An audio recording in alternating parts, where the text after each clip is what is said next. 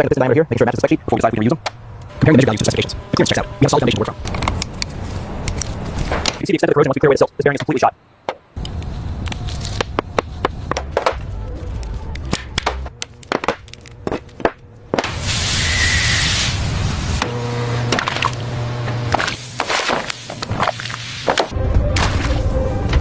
We're carefully lowering the main gears into the cleaning solution now. It's a slow process, but seeing the corrosion lift away is incredibly satisfying. We're slowly lifting the corrosion apart from the solution, but we're transferring it to the oil bath.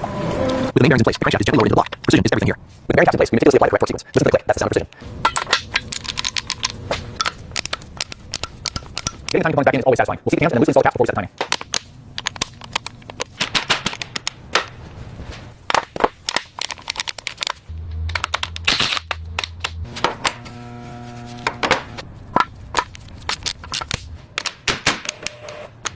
After weeks of meticulous cleaning, the hood gearbox is finally ready for reassembly.